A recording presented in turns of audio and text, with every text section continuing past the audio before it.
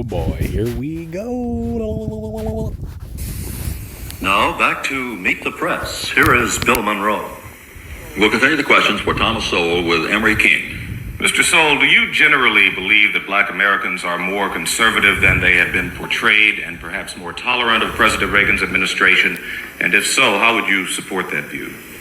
Well, I haven't done any research on black opinion as regards this particular administration. I know that when I looked at the opinions of blacks on such things as crime control, on such things as quotas, on such things as busing, that I find that their views are quite different from the views that I see in the press from the civil rights leaders and leaders of black protest organizations. In fact, I'm just struck by how often the same people appear saying the same things, which are totally at variance with what the black population as a whole has said. A recent NBC News documentary showed that black people nationwide are extremely concerned about the effects the administration's cutbacks in certain social programs will have on their lives, and in some cases, their very ability to survive. Would you convince them in any way to be more trusting in a program that seems designed to benefit the rich at the expense of the poor? Well, I wouldn't accept that characterization of the program, because I wouldn't have even such small association with it as I do if I thought of it in those terms. I think that if you're going to take away anything from anybody, anywhere in the whole society, they're going to be apprehensive about it, because they see immediately what they're losing. What they don't see is how this is going to help the economy and therefore help them as part of that economy. Yeah, and see, that's where selfishness comes into play. So many people, I mean, I guess it's just human nature, but I really think we should move in the direction of unselfishness. We need to start worrying about who we're affecting, what we're affecting, and why we're affecting it. And I think that the majority of people that don't have kids or a child are just, they don't understand this for some reason. But I also kind of get it at that point. So. Blacks have made more progress in the last 7. Wait, hold on. Before that, I also want to point out too, so like a lot of people that don't have kids or a child, they don't think about the future. They just are like, oh, well, I die and that's it. Yeah, well, if you have a kid, or let's just say you have a nephew, or you have a niece, or you have a sister or a brother, like a younger sister or a younger brother, they could possibly live longer than you. So even if you pass away, what you do in life still affects them. So why not try to do better for the future rather than just for the present? 17 years than at any other time in history, progress that came about largely as a result of the government social programs during that period, among them affirmative action. What do you propose, or would you propose, as substitutes as we see the administration going about the business of... I would disagree with you entirely on your facts. As I've looked at affirmative action, I do not see blacks or Hispanics rising relative to the general population under affirmative action. I think there are a lot of assertions and foregone conclusions that are stated over and over again, but repetition is not a substitute for facts. The fact is that under affirmative action, Puerto Rican income, for example, has fallen from 60% of the national average to 50% of the national average. Mexican American income has fallen from 76% to 73% of the national average. Black income has fluctuated right about where it was before affirmative action. When you break down the figures further, what you find is that those blacks who have education, who have years of experience on the job, are rising absolutely in relative to whites, but that those who are average and who don't have that level of education, they are falling relative to whites. So they are falling behind from before. I would not date the progress from 17 years ago, the 1964 Civil Rights Act I assume you're talking about. I think we need to go back 10 years before that, and in the preceding decade, blacks in high-level jobs more than doubled. What we're watching is a long-run trend based upon the rising skill level of the black population. Mr. Eaton? Yes, Mr. Sowell, what happened to the Black Alternatives Association that was talked about last winter when you and other black leaders met in San Francisco? It was talked about by the press, and it was talked about inaccurately by the press. There was some talk informally and some consideration of setting up such an organization. Contrary to the Washington Post, no such organization was ever set up. It's a matter of public record when an organization is incorporated. Anyone who wants to check this out may check the public record and find that that's correct. Well, do you believe there's a need for such an association? I believe that there was a need, and there probably still is now. What I discovered was that I had more support than I was prepared to handle. That is, the volume of telephone calls, letters, and whatnot was just greater than I could possibly handle and still carry on the kinds of research which is my major work. And so I had to decide quite early on whether I'm going to continue with this or whether I'm going to change my career. I decided I simply could not do both things. And why did you turn down a cabinet job? Well, I've never had a desire to be in government in Washington or anywhere else. But you're very busy in public policy. That's true. That's very different from saying that I'm very busy in politics. Mr. Calb? I'm curious about one thing, sir. You have criticized the press on this broadcast so far, the leadership of the black community, white liberals, and saying that all of these people apparently have been talking inaccurately about the effect of these cutbacks upon the black community. And there are statistics put out by the government which talk about incredible figures, like more than 50% of black teenagers who are out of work now. Yes. Who's right and who's wrong? I mean, that statistic is rather shattering.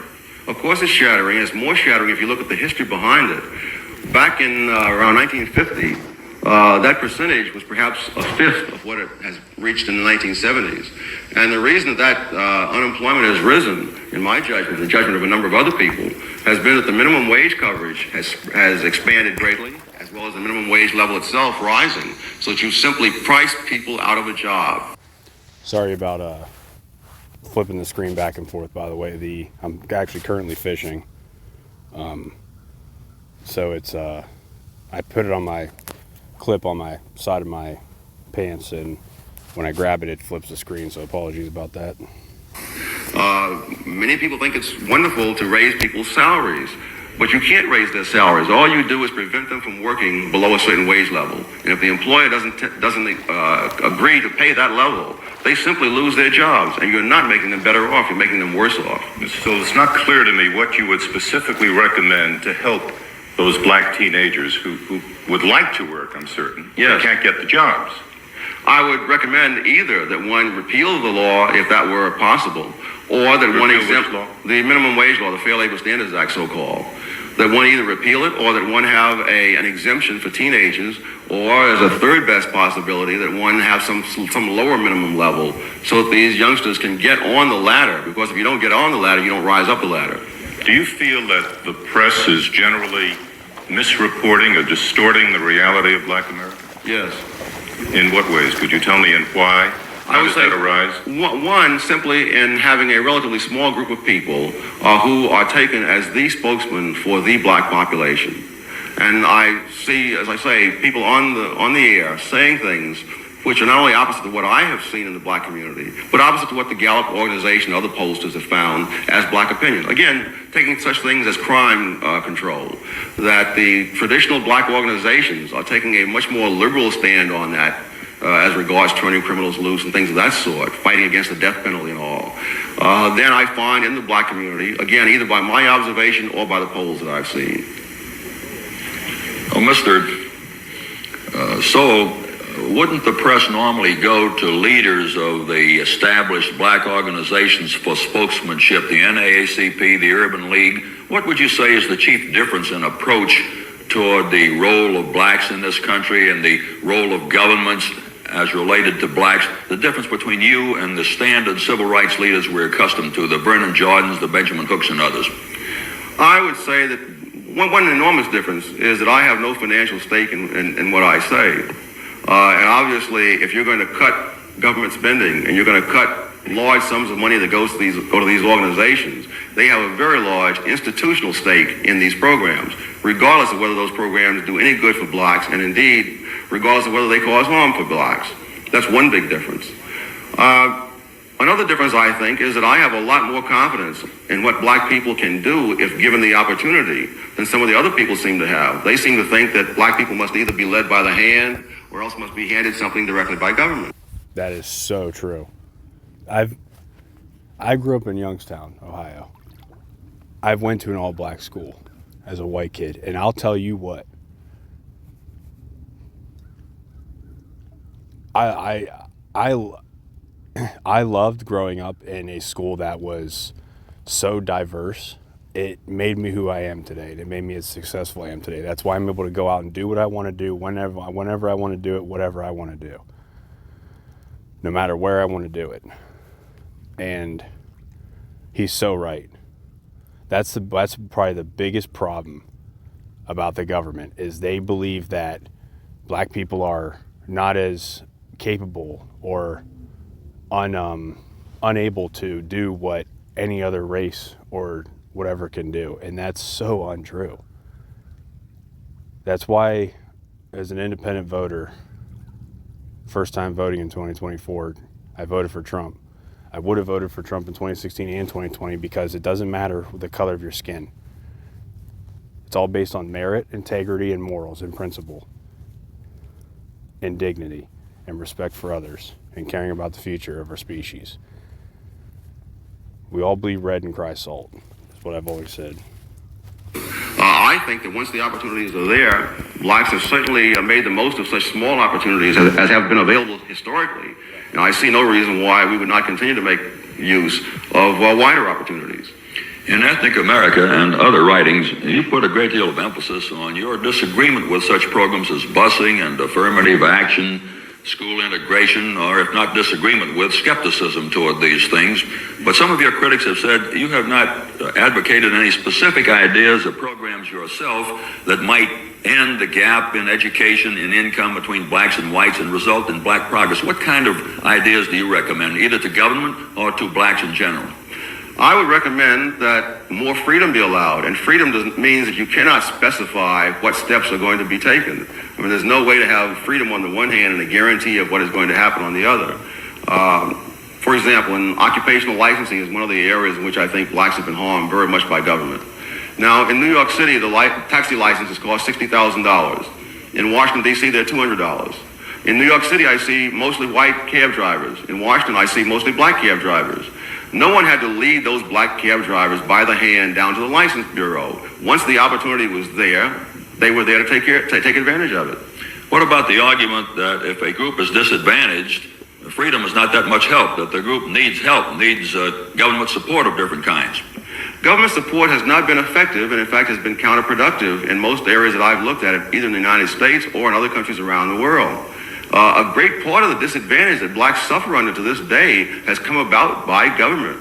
Going back to the era of slavery, coming forward through the era of Jim Crow, and even to the present time in grossly inadequate education in the school systems across the country. If those young people come out of those school systems unprepared, it's not going to matter whether we follow liberal policies, conservative policies, or Marxist policies. They have to have those skills, they have to have that knowledge. Mr. King? Mr. Soul, would you agree that history has shown us that when government failed to take on those responsibilities of providing for upward black mobility and equality and justice, that no one did?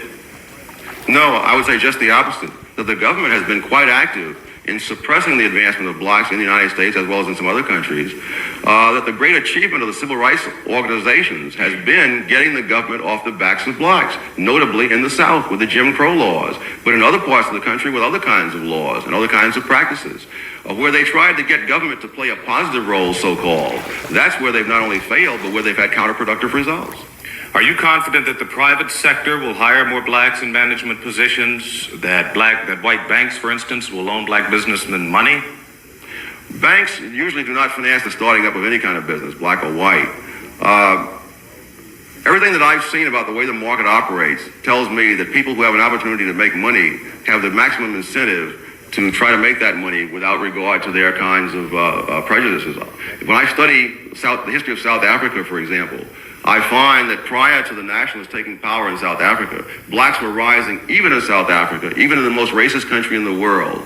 And it was necessary, and it's still necessary, for the Nationalist Party to maintain an incredible control of the economy in order to prevent blacks from rising. Do you believe that it is a false precept that many black people have that racism is the major problem in America for them today? I think that racism is a problem in America and throughout the world and down through history. The question is how much of the income disparities that we see can be attributed to that. The work that I've done over the past 10 years has forced me to the conclusion that far less of it than I would have thought, or than most other people would have thought, can be attributed to that cause.